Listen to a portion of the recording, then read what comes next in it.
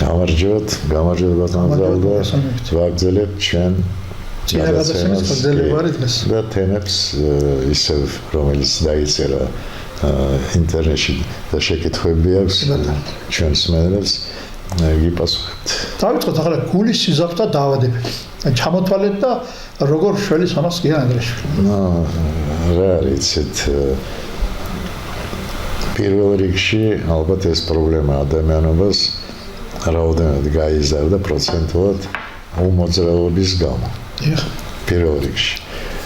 ჩვენ გვაქვს სწავლები, რომელსაც აქვს საშუალება თქვა, რომ ეს სიზარები გაიწმინდოს აი ამ ხოლესტერინის ხოლესტერინის როგორ სიზარებში.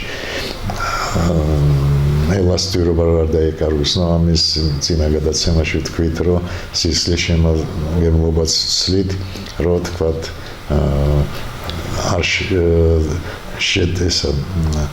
არ სისხლი არ გახდეს ისეთი ბლანტი, რომ თქვა სიზარს გაუჭირდეს მაგის გატარება. ანუ შედეგება კი. და მე ხო მაგ პრობლემას რაღაც გარკვეულ დონემდე ვასრულებთ. არსებობს ისეთი დარღვევები, რომელსაც ჩვენ ვერ მოვერევით და იქ ჭირდება ქირურგიული, ესე ვთქვათ, ჩარევა. მაგრამ პროფილაქტიკის სახით გენიალურად მუშაობს. შეიძლება ამ ძალიან ბევრი მყავს ამ დაავადებით, ამ პრობლემებით და პრაქტიკულად 80-90% ხმაურფილი. პირდაპირ ეს დამიწერა ერთ-ერთმა ჩვენმა მსმენელმა. ართრიტი, ართროზი, ოსტეოქონდროზი. აი ამაც შეგელაპარაკეთ რა და როგორ არის საქმე. ძალიან ტრადიციული თემა არის დღესდღეობით. მე არ ვიცი პროცენტულად ართრიტი როგორ მოიმატა დედამისაზე, ართროზი ალბათ დაიკლო პროცენტულად, მაგრამ მაინც არსებობს და ოსტეოქონდროზი ჩვენს უყოლას გვაქვს. რომელიც არჩება ეს რომელია, კიდე არის ერთ-ერთი რომელიც ძალიან ართროზი არჩება. კი, ჩვენი სწავლებით შეიძლება პროცესი შევაჩეროთ და მოხსნათ რაღაცა გარკვეული სიმპტომები, ვარყოფითი სიმპტომები. ართრიტის კურნალობა საკმაოდ რთულია, იმიტომ რომ ჩვენი სწავლებით კიბილს აძლიერებს, მაგრამ სრული განკურნების შანსი არსებობს. ოსტეოქონდროზი ეს ჩვენი გიპოდინამიის გამო არის, ადამიანობა პრაქტიკულად აღარ მოძრაობს, მიწაზე არ მუშაობს, ცხენზე არ ზის და იმატებს. რატომ ესეთი? იმიტომ რომ თვითონ აი ამ დისკებს, რომელიც გამოდის წყობიდან, აქვს თავისი ელასტიურობა და ეს ელასტიურობა რო იკარგება, იწყება იქ, ელასტიურობა რო იკარგება, იკლებს სიმაღლეში, იჭეჭება და გამოდის გარეთ, აწვება ნერვებს, იწვევს ტკივილებს, იწვევს სიზარვების, თქვათ, სისხლის მიმოქცევის დარღვევას. მარტო გუშინ ალბათ 1/7 კაცი იყო ამ პრობლემა. ამას წვეთებით ყურებთ ახლა. კი, წვეთებით. მე მგონი ძალიან კარგი იქნება, ვისაც ახლა ვისაც ცხენი ზიდავს, ცხენზე დაждდომა, ცურვა იქნება კარგი და სიარული, ხო? სიარულიც კაია, ცურვაც ძალიან კაია. რაღაც გარკვეული ვარჯიშები, ხოთ სწორი ვარჯიშები ჭირდება. ჩვენ გაქვთ ამ ვარჯიშების ჩვენ ახლა შეიძლება რეკომენდაციები მისცეთ. ხო, მაგას იმიტომ რომ რაღაც გარკვეული გზა გავლილი გვაქვს. ეცეთ კომუნისტების დროს ესე დავარქვათ, თბილისში იყო დახელოვნების ინსტიტუტი და მე თელ საბჭოთა კავშირს უკითხავდი ლექციას ოსტეოქონდროზს. აქედან გამოდენ რაღაც გარკვეული ცოდნა დაგროვილი მაქვს. მე აღარ ვამბობ გომეოპათიური წამლების საშუალებით რა პროცესები მიმდინარეობს იქ აი ამ დისკის დონეზე. ეს ბუნებრივია, ისეთ ღმერთს ესე უნდა და 15 წლამდე ამ დისკებს კვებავს სიზარები. 15 წლის მერე ეს უყოლას ერთნაირი პროცესები აქვს, შეიძლება ცოტა ნაკლები, შეიძლება ცოტა მეტი წლების მიხედვით, მაგრამ არასწორი მოქმედება, არასწორი ცხოვრება იწევს აი ამ დისკებში შლაკების დაგროვებას. როდესაც ის არ გამოდის და დისკი განიცდის დეგენერაციულ ცვლილებებს. და აი ჩვენი წამლების საშუალებით მიდის აი ამ კვების აღდგენა.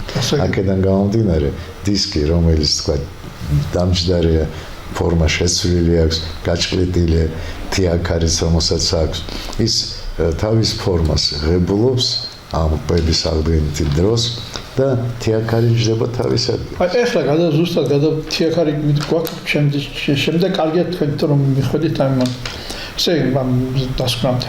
ესე ჩვენ თქვენთან ინტერვიუში ერთხელ გითხრათ რომ ყველაზე დიდი თიაქარი რომელიც თქვენ მოაშორეთ ავადმყოფს იყო 18 მმ-ი. 18 მმ-იანი. ხო. ეს იშვიათობა. ეს წვეთების საშუალებით მოხდა. წვეთების საშუალებით. და თქვენ ძალიან ხშირად მე ვიცი მომსწრებ არ ამის რომ ხალხს არ ურჩევთ მაშინ ოპერაციის გაკეთებას. ამას რატომ? ჩემი აზრით ოპერაცია უნდა გაკეთდეს მარტო იმ შემთხვევაში თუ საკმაოდ სერიოზული დარღვევარი და თვითონ ეს თქვა თიაქარი შევიდა ზურგის ტვინში. აი ამ შემთხვევაში ალბათ იქ დროს მოქმედებს ამ პრობლემებზე და დრო რო არ აქვს ადამიან ჯობია რომ ეგრევე მოიშოროს. სხვა შემთხვევაში, როდესაც უნიშნელო დარღვევები ესე დავარქვათ, ოპერაცია თვითონ მომავლისთვის გამოიწევს მეტ დარღვევას. რატომ იცით? თიაქარი არის თქვა აი ამ თქვა დისკის გამოსული. ბადროქვია ხალხს და როდესაც აი ამ თიაქარს ჭრიან, კვეთავენ, ეს დისკი პრაქტიკულად იჭეჭება და ძვალი ჯდება ძვალზე. და აქედან გამომდინარე ელასტიურობა იკარგება, აღარ მოძრაობს. მაგრამ ზემო და ქვემო დისკები უკვე იღებენ არასწორ დატვირთვას და რაღაც გარკვეულ პერიოდში ისინიც გამოდიან წყობიდან, თან საკმაოდ ჩქარა, სამწუხაროდ. და გამოდის რომ კიდე ჭირდება ოპერაცია, შეიძლება კიდე დაჭირდეს ოპერაცია, საბოლოოდ ადამიანს შეიძლება არ უნდადეს ოპერაციის გაკეთება და რაღაცა გარკვეულ დონემდე სულ ექნება პრობლემა. და არტრიტი ეს თული სამკურნალო ესე თქვა პროცესია, იმიტომ რომ მე პაციენტებს ვეუბნები, ტკივილი მოგემატებათ დასაწყისში, თუ აიტანთ ამ ტკივილს, შანსი გაქვთ, რომ გაიმკურნოთ. ზოგიერთი თანხმება, ზოგიერთი არ მეტანხმება. ვინ გააჩნია პიროვნებას და სვავს იმ რაღაც გარკვეულ საშუალებას, რომელიც არტრის ვერ კურნავს, მაგრამ ტკივილებს უხსნის. ანუ თქვენ არ ურჩევთ მაინც ამ პირველ ეტაპზე? არა, სხვა გზა არ აქვს, იცით, მაგრამ ოპერაციის გაკეთებას გიყვართ. მე არტრიზე გადავედი უკვე. ანუ ხერხემალზე ოპერაცია მარტო უკიდურ შემთხვევაში. მე ამას მე ისე გიყვარს რომ თქვენ რასაც ახლა საუბრობდით ბოლოს. და თიაქარის დროს თქვენ მაინც არ ურჩევთ ჯიუტად? გააჩნია სათვლის არ არის ზურგის ტვინში შესული. და გააჩნია იცით თიაქრები ბევრს აქვს, მაგრამ თუ იქ თქვა ნერვს არ აწევა ან ზურგის ტვინში არ შევიდა, ადამიანი შეიძლება ვერ სიგრძნოს. იცით აი ეს არის თქვა დისკი. აი აქ არის ზურგის ტვინი და აი აქ გამოდის რაღაც გარკვეული ნერვები.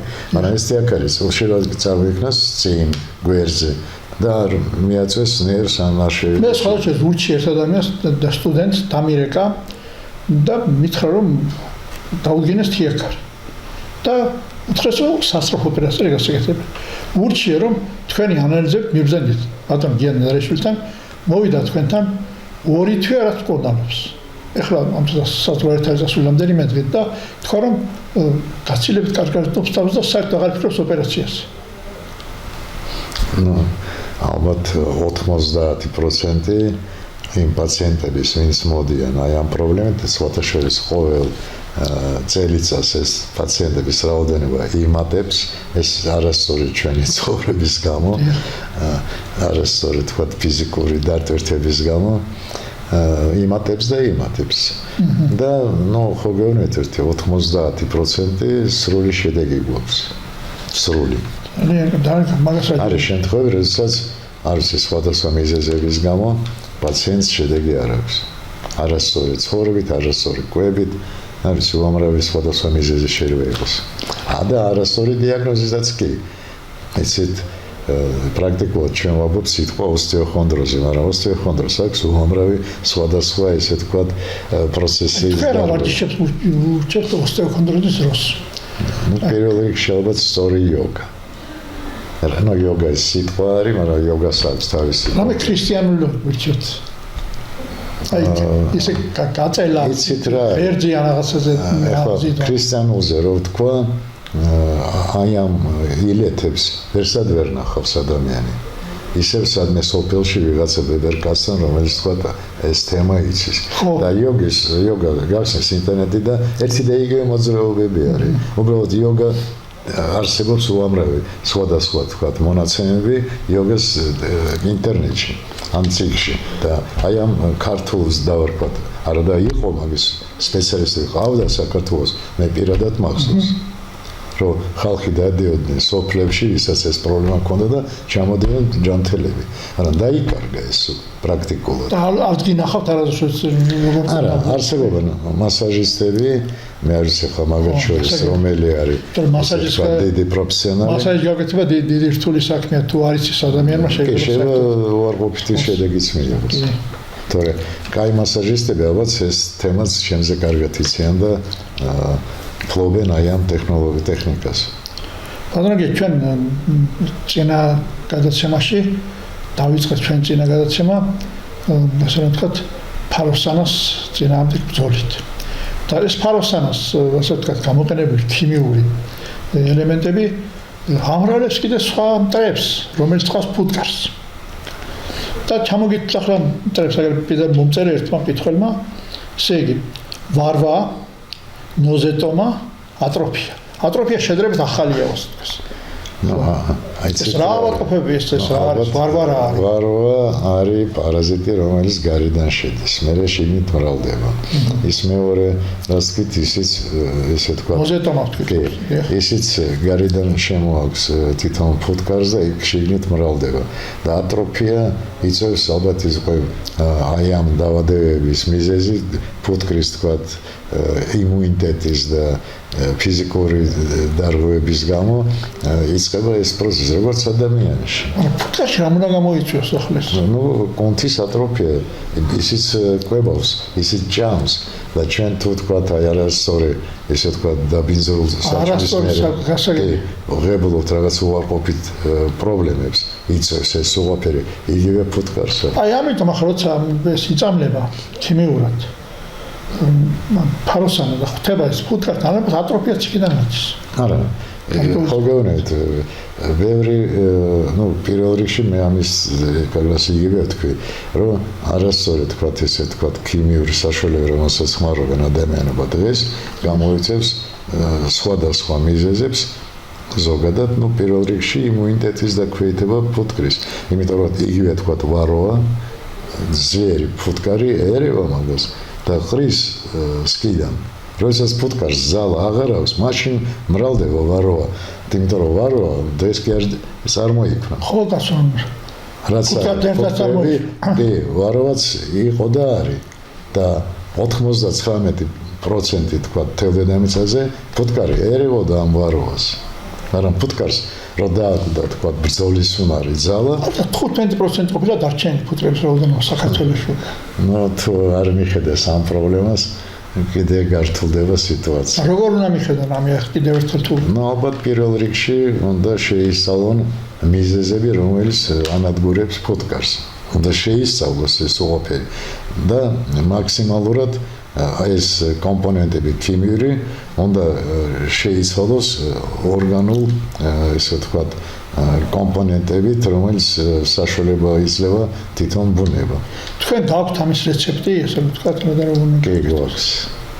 ვარვას საწინააღმდეგო და ნებისმიერ დაავადების საწინააღმდეგო, რასაც ქვია ფუტკრის დაავადება და სამლები გვაქვს, რომელიც ფუტკარს აძლიერებს. მე მინდა ხა მაყურებელს თქვა რომ იმართეთ ბატონ ნადარეშვილს და თუ ბატონი გეშორებათ ასე ვთქვათ თბილისში ჩავძანეთ ესეჭინეში და მართეთ ბატონ ჯანიკოს ესეჭინავს რომელიც აკადემიკოსი ამ ფუტკრების საქმეში და სხვადასხვა ბატონ ჯანიკოსთან თუნდაც ჩვენ როცა ციკს ვაკეთებთ მე აღარ მახსოვდა ასეთ რამეზე გაგმახულია ყურადღება რომ თავის დროზე ბატონი ჯანიკოს ეჭინავს კათეტერით დაუძიანეს შარდის ბუშტი რომელიც ფაქტიურად სიკვდილად იყო გადადებული და ოპერაცია საჭიროებდა და ამ დროს ჩამოვიდა გიანადარიშვილი და ამას თვითონ ბატონი ჯანიკო აღნიშნავს თურმე ჩვენც კი აღარ მახსოვდა რომ მან თქვა ხელი არ ყოფ ამას მე 5 დღეში გავუჩერებ და მომიყევთ რა პროცესი მოყვა ამას ყველაფერს კიდევ ერთხელ ეს ეხება არა მარტო ბატონი ჯანიკოს შემთხვევაში იცით აქ მექანიკური დარღვევის ფონზე მოხდა ნაწიბურების ესე ვთქვათ ზრდა რომელიც მერე იწვევს სხვადასხვა პრობლემას ელასტიურობას ან თქვათ რაღაც გარკვეულ შეკუმშვას და ამ ნაწიბურების ესე ვთქვათ გაწოვა გომეოპათიური საშუალებით რეალურია გააჩნია რამდენად სერიოზული ღრმა პროცესია მაგრამ რის თქმა მინდოდა კიდე ფუტკრებზე რამდენიმე დღის უკან მე გამომიზახა ერთ-ერთი ალბათ უძლიერესი და უმთავრესი ორგანიზაცია საქართველოს მეფუტკრეობის და ჩვენ ძალიან საინტერესო თემებზე ვილაპარაკეთ და ახლა მომავალში ერთად გავაკეთებთ ძალიან საინტერესო ცდებს. ხო არ არის იმ საშუალება სპერმა მოიწო ჩვენ გადაცემაში. მე მგონი ან ჩვენ გადაცემით მივიდეთ მამას. წინააღმდეგები არ იქნებიან. მაშინ დააზუსტეთ და როცა გვექნება საშუალება შევხვდეთ ამ პიროვნებაზე მასთან ერთად ერთად ვისაუბროთ იმაზე რით უშუალოდ ქართულ ფუტკრებს. აუცილებლად ვალერი ბასარია ჩვენ ერთად მუშაობდით რამდენიმე ათეული წლის წინ ეხლა ამ სასტავში ამ სპეციალისტთან ერთად ააშენეს გენიალური ესე ვთქვათ შენობა რომელშიც ალბათ მეც დიდი სამშობლოა ეს არის ძალიან ლამას ადგილს კი თბილისშია მაგრამ ხეობა არის აი გუდანისა და სეიქიდან მხარეს კარგი თბილისში მიერ და ღებულება ყველა ფანტასტიკური ესე ვთქვათ ადგილია იცით ლამაზი და გარშემო არის უამრავი სანატორიუმით არის და ღებულება ჩვეულებრივ კლიენტებს კი და სხვადასხვა ჯიშის ფუტკრები ყავთ სხვადასხვანაირი ესე ვთქვათ სკები და ძალიან კარგად გაკეთებულია სულ ყველაფერი. რელაქსაციას ვარაგებთ ამ ფუტკრების. იცით ხო გეუბნებით ეს არის მეცნიერული ლაბორატორია პრაქტიკულად ისე დავარქვათ რომელსაც თავისი დატვირთვა აქვს და რაღაც გარკვეულ ტექნოლოგიებს სწავლობენ და სხვათა შორის როგორც ჩვენ ვილაპარაკეთ მაქსიმალური წინააღმდეგები არიან აი ამ ქიმიური საშუალებით. ძალიან კაცი ჩვენ მეგობრები ყოფილა კიდევ მომია. ძალიან კარგი. ახლა ბატონია ერთი საკითხი რომელზეც აი ლამის თელის სამყარო ამისკენ არის მომართვის ქართველებს გეუბნებით. ზეთისხილი. ელოდება თელის ბევრი ძალიან ბევრი ყველაზე მეტი აქედან არის შემოსული წერილები რომ თქვენ ახლა ზეთისხილს აკეთებთ სადღაც ვიღაც დიდ პიროვნებასთან ერთად აი ყველა საინტერესებს ამის შედეგები და რა სიტუაცია არის ამის გაგება უნდა ახლა თქვენთან. შედეგებს ალბათ შედეგებზე ვილაპარაკებთ ალბათ სექტემბერში, ოქტომბერში როდესაც მიიღებთ აი სრულ ესე ვთქვათ პასუხს იმ რაოდენობაზე რაც ტრადიციულად იკრიფება და იმ რაოდენზე რაც ჩვენ მივიღეთ და შემადგენლობაზე.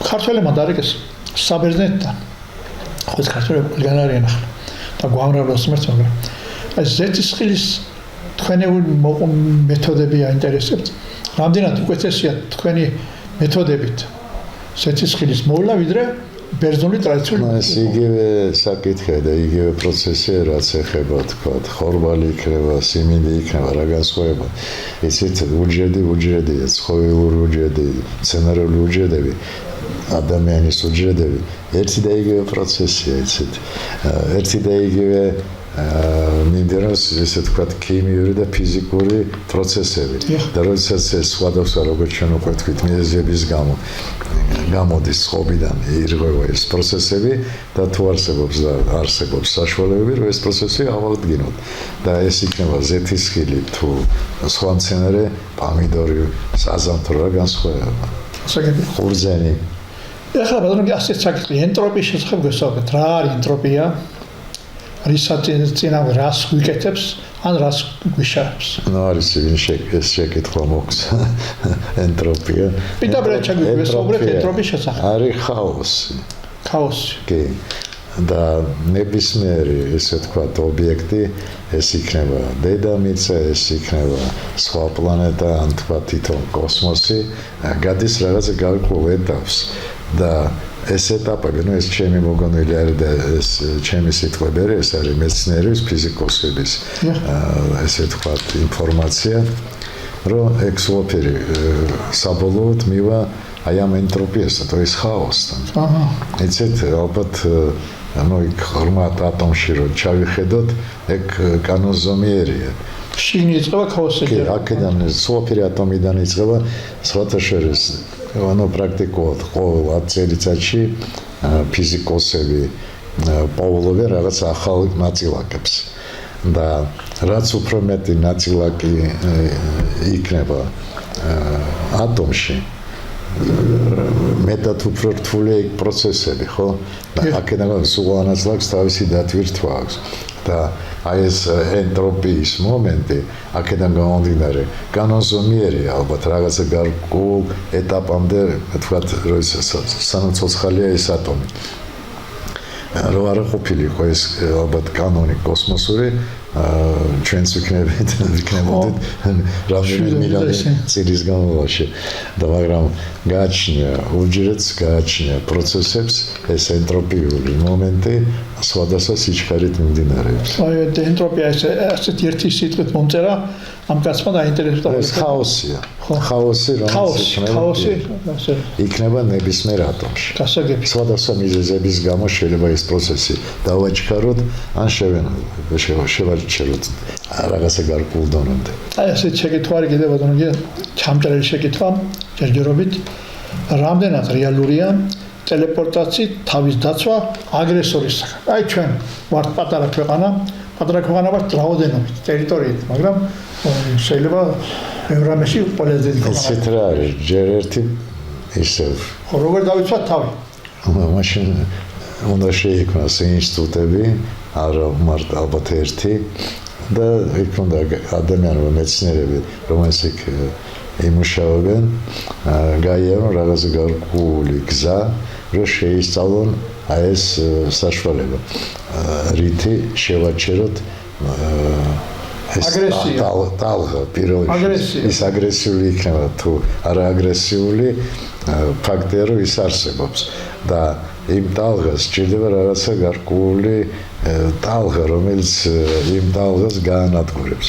მეცეთ ახლა ესეთი პოლიტიკური სიტუაცია არის რომ ხალხი შეშინებულია, ეშინიათ რომ თქვა იქ არის ეს მოსკოვში იქნება თუ კიევში იქნება თუ ინგლისში იქნება აფეთქდება ატომური ბომბი და ეს რადიაცია მოვა საქართველომდაც კი და მეკითხებიან გაქვს მაგის საშუალება თუ არ აქვს ეს იგივე შეკითხვა არის იგივე შეკითხვა არის და მეორე გვაქვს რა არის რადიაცია ეს ისევ რაღაც გარკვეული ცვლილებები ატომის დონეზე და რადგანაც იქ ცვლილებები მოხდა, რაღაც გარკვეული ფუნქციები დაირღვა, ან და შეიცვალა, значит ამ ფუნქციების აღდგენა რეალურია. მე არ ვიცი რამდენი პროცენტი, მაგრამ ჩვენ გვაქვს საშუალებები, რომ ამ პროცესში ჩავერიოთ და ეს პროცესი როგორღაც რაღაც გარკვეული. რადიაცია არის ერთ-ერთი შემდეგ რაც მოხდება პირველი დარტყმა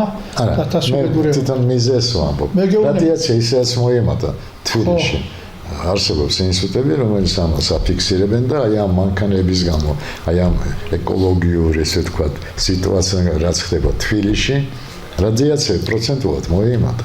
მაგრამ ჩვენ როგორ დავიცვათ თავი, რომ აგრესორი ქვეყნისგან რომ დაგვანებოს თავი ახლა 20% დასაბრუნებელია და კიდე ამას რომ მიყავს მეორე 20% და ანის რომ დავიბრუნოთ მშვიდობიანად, წნარად.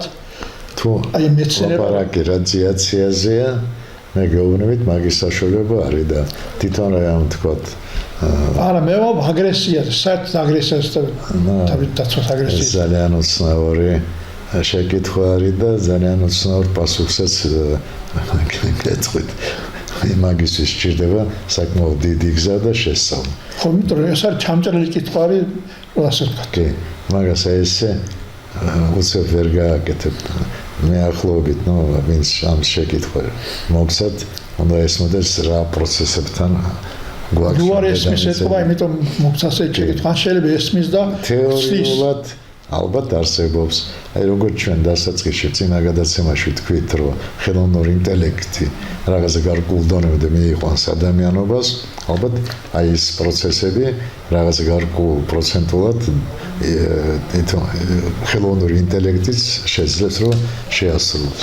ანუ თქვენი ეს უნდა შეიქმნას სპეციალური ინსტიტუტი, ლაბორატორია, დაწესებულება, რომელიც ამას ყველაფერს შეისწავლის. დღეს ისევ ინტერნეტიდან ეს ინფორმაცია შეგიძლიათ აიღოთ, რა იარაღებს ხმარობენ სხვადასხვა ქვეყნები. ხო, ეს საინტერესო სვაჩარს. კი. არსებობს იარაღები, რომელსაც იგივე ტელეპორტაციას ასრულებენ. აი ამ პრინციპს. არც ხმავს და არც თქვათ რაღაც გარკვეული, ესე თქვათ სითბო, ზალა. არა, ის ანადგურებს უჯრედს. ანადგურებს აი პროცესებს. ანადგურებს არა მარტო ცოცხალ უჯრედს, ანადგურებს მეტალი, თქვათ რკინას. ესეც ხო ატომებისგან არის შექმნილი. ისიც რაღაც გარკვეული ატომებიდან გამომდინარე შეკრული ერთმანეთთან. ეს არის უაფერი, აი ეს, ცნობილი ფაქტია დღეს მეცნიერებისთვის, რაღაც გარკვეული, ესე თქვათ, ენერგეტიკული პროცესი, რომელიც გადმოდის მერე გადადის ქიმიურ პროცესებში და იღებ რაღაც გარკვეულ შედეგს. მაგრამ რადგანაც იწყება უაფერი ფიზიკიდან, შეიძლება ფიზიკური, ესე თქვათ, ზემოქმედება დაანგრიოს ამ ქიმიური პროცესი.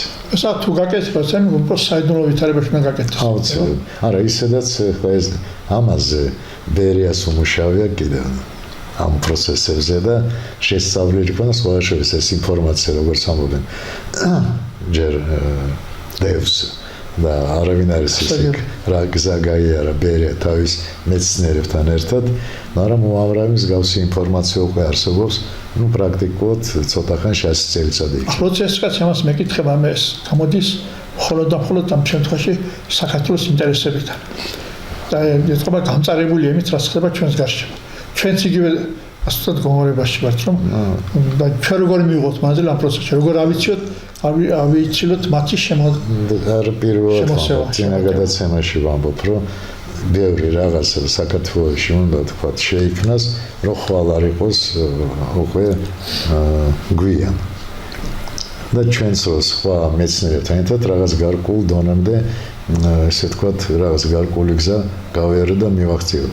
ნახევარი მეცნიერები მეტი თუ არა საქართველოდან გაიხსნეს საზღვარგარეთ, იმიტომ რომ შიგნით საქართველოში არ არსებობს საშუალება რომ ისინი დარჩნენ და მე აქვთ ინფორმაცია საზღვარგარეთ, ანდა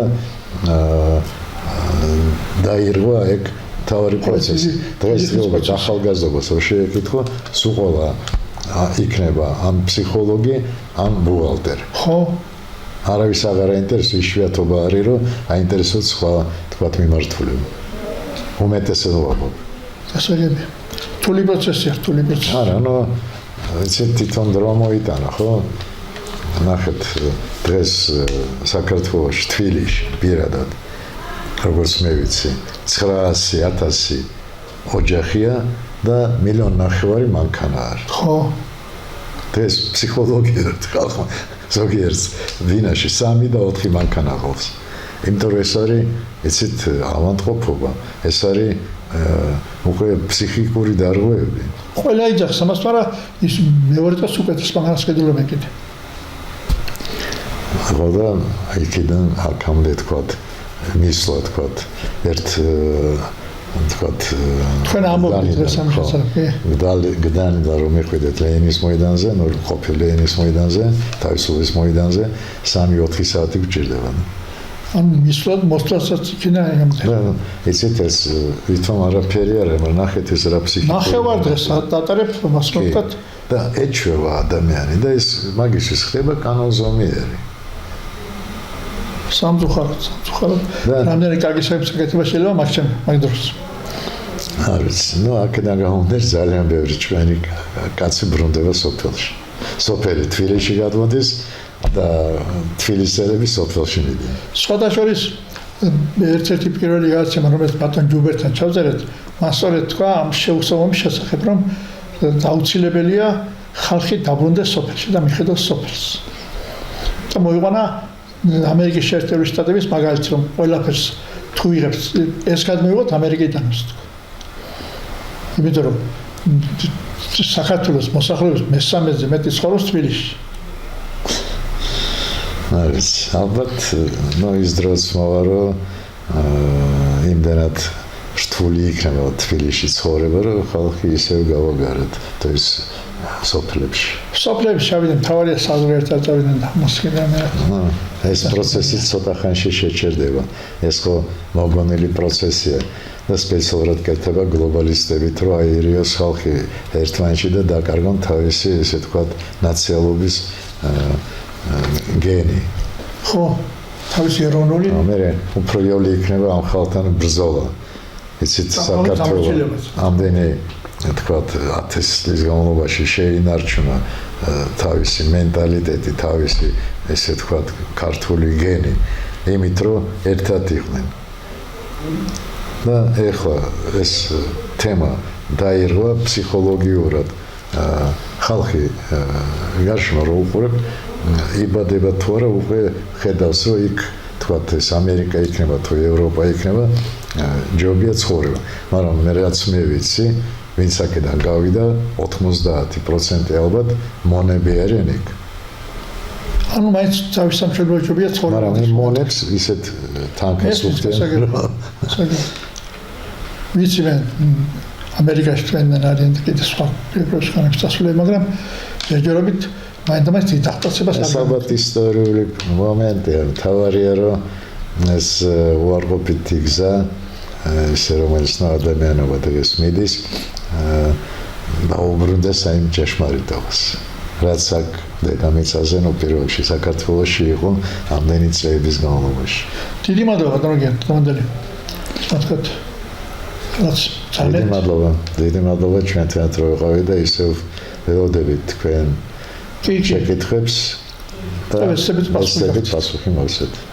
კარგად ბრძანდებოდეთ, მადლობა ბატონ გიას.